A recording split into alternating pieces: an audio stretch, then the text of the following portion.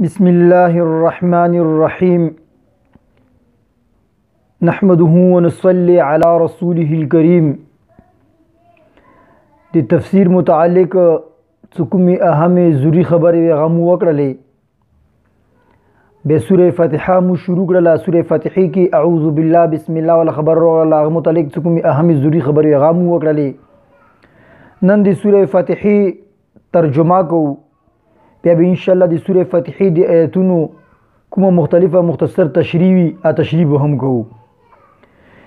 بسم الله الرحمن الرحيم الحمد لله رب العالمين الرحمن الرحيم مالك يوم الدين إياك نعبد وإياك نستعين اهدنا الصراط المستقيم صراط الذين أنعمت عليهم غير المغضوب عليهم ولا الضالين. صدق الله العظيم. بسم الله دا کلمه دروشنو نه مرکب ده، یور کې با ده، یور کې اسم ده، یور کې الله ده. د حرف با د عربی زبان کې ډیر معنی د لپاره استعمالیږي. حدیثونو کې په دې مقام کې چې کومې درې معنی مناسب دي، هغه دا څه با کله کله د مصاحبت په معنی باندې رسي، یعنی یو شی بل شي سره ملوول. دویم با په معنی د استعانت رسي، یعنی یو شي نه مدد حاصلول. دریم د با د تبرک د لپاره استعمالیږي، یعنی یو شي نه برکت حاصلول. دا با په درې معنی شوله. با یا د لپاره مصاحبت استعمالیږي، یا د استعانت استعمالیږي، یا د تبرک. دا درې وړو سره ان شاء الله معنا کوو چې معنا څنګه جوړیږي. بیا بل دا بانا اسم لغوي اور علمی تفصیلات مطابق د ډېرې معنی دي، څنګه دي چې ضروري نه ده، بس دوره کفی ده دغه خبره. څه اسم اردو ترجمه څه کوي، نمی تیل شي، نام نمی تیل شي. بل راغلو لفظ الله، یعنی بسم الله، بیم تشریح مو وکړه، اسم تشریح مو وکړه الله. نو الله تعالی خپل نمو کې اټول نه لویا نماز کومه ده او جميع نما هغه الله ده. بعضو علماء لیکلي چې الله دا اسم اعظم ده او دا نما الله نه مسیو بل چو لپاره نشي کېدول نه وتخصله شي. زکات دي اندي لفظ ازکه تسنیه هم نرسي، جمع هم نرسي. الله یو ده، د دې یو شریک هم نشته ده. خلاصه دغه ده چې الله نما ده د هغه موجود ذات، چې هغه ټول صفت کمال هغه کې جامع دي او د رب ولا صفت باندې هغه موصوف او متصف ته یو ده به مثال ده. اوس به د بسم الله معنا څه کوي، نو به بده چې د الله نامې سره زکه مصاحبت معنا مو وکړه، د الله مدد سره زکه استعانت معنا دی با مو وکړه، یا د الله برکت سره. نو اوس کې بسم الله الله نامې سره، الله مدد سره، الله برکت سره، نو دا خو ترجمه پوره کیږي نه. نو دې ځونه کې د عربی د نحوي قاعده موافق دې ځونه کې عبارت محذوف ته پټ عبارت شته ده. څنګه به تو تربوسی، څنګه به یا اشرعو یا اقرأو څه معنا به دې شي چې زه شروع کوم په نامې د الله سره، زه شروع کوم په نامې د الله مدد سره، زه شروع کوم په نامې د الله برکت سره. یعنی د الله تعالی د نامې برکت سره زه شروع کوم، د الله تعالی د نامې مدد سره زه شروع کوم، یا د الله پاک د نامې سره زه شروع کوم. دغه اشرعو یا اقرأو به ته محذوف منی. اوس معنا ټیک شولا. نو معنا به دې شي چې بسم الله الرحمن الرحیم، بسم الله شروع کوم په نامې د الله، بسم الله شروع کوم په مدد د الله، بسم الله شروع کوم په برکت د الله. اوس به مو یو معنا راغلو د څه کې وایو بسم الله زه شروع کوم په نامې د الله الرحمن، څه هغه مهربان ده، الرحیم څه هغه د رحم والا ده. نو معنا به یوز شي چې شروع کوم په نامې د الله څه هغه به حد مهربان ده او انتهایی د رحم والا ده. بسم الله شروع کوم په نامې د الله. دا شروع کوم دا هغه کوم پټ ټکو ته مرو بسره اشرعو یا اقرأو هغه ټکه کوم دا د هغه معنا مو کوو. نو اوس به مو دوی ته شروع کوم بسم الله په نامې د الله الرحمن څه هغه به حد مهربان ده. نور به ان شاء الله دغه الفاظ ورسته تشریح روانه تشریح خپل زوګي کوو. الرحیم څه انتهایی دی رحم والا ده. الحمد لله رب العالمین، الحمد اټول تعریفونه څه دي لله خاص خدای دی پاره دی، رب څنګه رب ده، العالمین دی اټول عالمونو دی باندې بخپل ان شاء الله بغږیږو.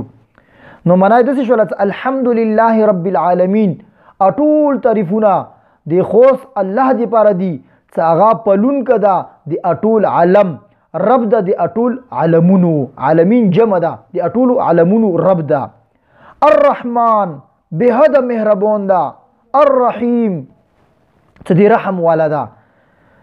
مالکی مالک تا، یوم الدین یوم اوریزی تیل شي، مالکی مالک تا یوم اوریزی، الدین دی جزا یعنی مالک تا دی اوریزی دی جزا د سیم ویل شي مالک تا اوریزی دی قیمت ویلی ته د جزا به قیمت پوری ذکر کول شي. بهرحال مالک یوم الدین دزو کې د ټکی خپل معنا دا چې مالک تا دی اوریزی دی جزا.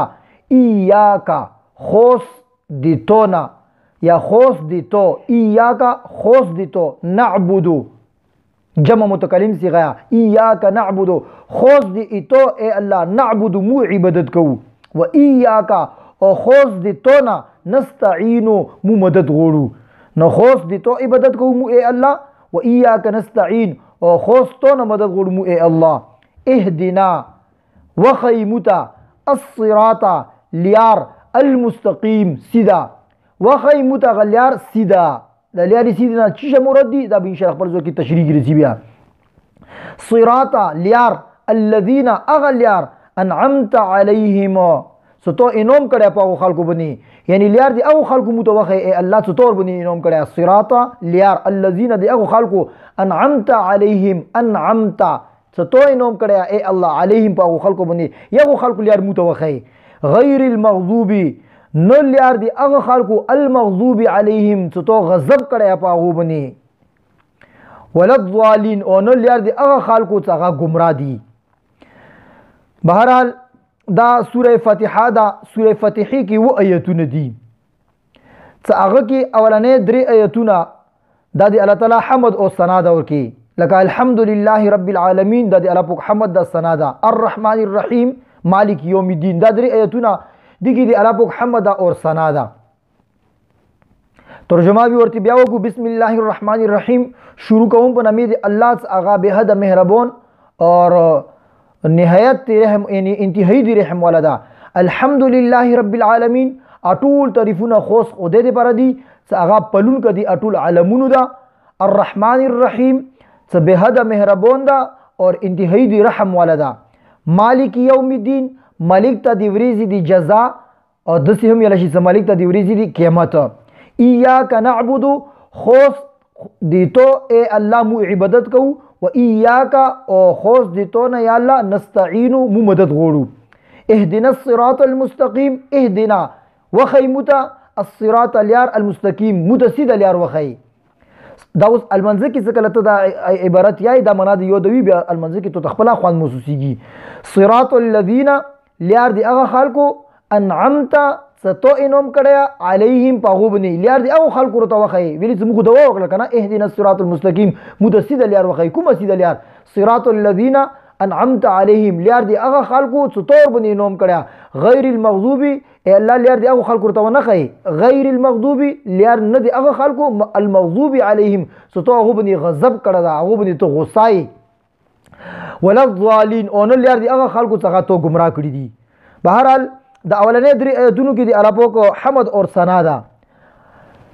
هو دا ورسته څه کوم درې آیتونه دي دغه بنده دی پاره دي صدیقی بنده الله پاک نه دو غوړي او یو آیات ورکې د سیدا څنګه دی الله او دی بنده په منځ کې مشترک ده. مسلم شریف روایت ده حضرت ابو هريره رضی الله عنه روایت نقل ده پیغمبر صلی الله علیه وسلم وہ فرمایي چې الله جل شانو فرمایي سکلا المنځ کې یعنی سوره فاتحه سکلا یو بنده یی دا د مو او د مو بنده په منځ کې په دوه حصو کې تقسیم ده. نیمه ایمو دی پاره ده او نیمه ایمو بنده دی پاره او څوک چې ایمو بنده غوړي هغه به هغه ته ورکول شي. بیا پیغمبر صلی الله علیه وسلم وہ فرمایلو سکلا بنده وایي ته الحمدلله رب العالمین المنځ کې مو یایو کنه نو الله جل شانو فرمایي ایمو بندا ایمو تعریف بیان کړلو کله څه دوی الرحمن الرحیم به الله جل شان فرمایي چې ایمو بندا ایمو تعریف او ایمو ثنا بیان کړلا څکله بندا وایي چې مالک یوم الدین نه الله جل شان و فرمایي چې ایمو بندا د ایمو بزرګي ایمو لوی بیان کړلا او څکله بندا وایي چې ایاک نعبد و ایاک نستعين نه الله تعالی فرمایي چې دا آیات ایمو او د ایمو په بندا په مانس کې شریک ده او ایمو بندا سمونه کوم شی غوړي هغه ته به دا شی ضرور ملويږي او څکله بندا وایي چې اهدنا الصراط المستقيم نو الله جل شانو تو فرمایي صدا اټول ایمو بندا دی پاره دا او ایمو بندا ته هغه شی ملويږي څکله دومونه څو غوړي صراط الذين انعمت عليهم غير المغضوب عليهم ولا الضالين دغه الله جل شانو دا فرمایي چې دا ایمو بندا دی پاره او ایمو بندا څکله مونږ کوم شی غوړي ایمو بندا ته هغه دا ملويږي بهرحال دا سوره فتحې ترجمه او مختصر غندي ور سره تشریح ده اوس کې الحمدلله رب العالمین دغه خپل تشریح ده الرحمن الرحیم خپل تشریح ده مالک یوم الدین خپل تشریح ده ایاک نعبد و ایاک نستعين اهدنا الصراط المستقيم صراط الذين انعمت عليهم غير المغضوب عليهم ولا الضالين یو خدا عبارت مو ویلو د قران پاک د آیتونه دا صحیح د کول پکور دي ځکه چې د قران صحیح د کول د فرض عین دي الفاظ صحیح بعضی کسون الحمد په ځای باندې الحمد یای چوک الحمد یای نه الفاظ صحیح د کول دي الحمد لله رب العالمین خیر دا کته قرات سره نشي لکه کم الفاظ خو صحیح کنه الحمد یای نه الحمد خو نه ده کنه الحمد نه الحمد دا کوشش کول پکور دي الفاظ موټی کو الحمد لله رب العالمین الرحمن الرحيم مالك يوم الدين إياك نعبد وإياك نستعين اهدنا الصراط المستقيم صراط الذين أنعمت عليهم غير المغضوب عليهم ولا الضالين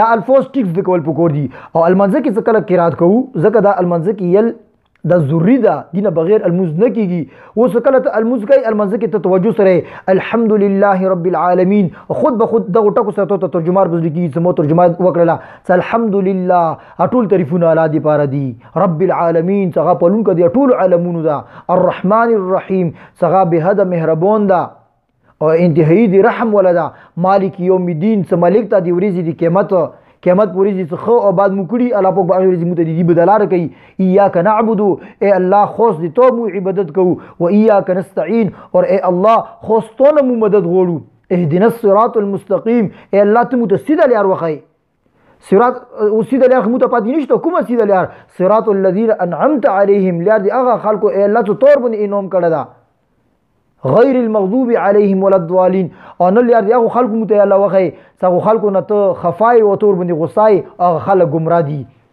د څه طریقې سره مت سودا المز کو او ان شاء الله به بل منځ کې خوان وي نه د سوره فتحې د و آیتونو کې اولنې درې آیتونه د کې دی الله پاک حمد او تعریف ته ورسته درې آیتونه د بندا او د الله په منځ کې شریک دي مشترک دي نو دی وجنه دا یو آیت کوم دا د الله او د بندا په منځ کې شریک ده درې آیتونو اول درو آیتونو کې د الله په تعریف حمد ده بیا یو کوم آیت ته هغه د بندا او د الله په منځ کې شریک ده او د کوم درې آیتونو ورسته دي دا صرف ای بندا دی پر دي الله تعالی د قران پاک تفسیر او ترجمه صحیح طریقې سره متعیل توفیق راکړي او تاسو مو ته د الله پاک په دې باندې عمل کول توفیق هم نصیب کړي واخر الدعوانا عن الحمد لله رب العالمين آمين برحمتك يا أرحم الراحمين.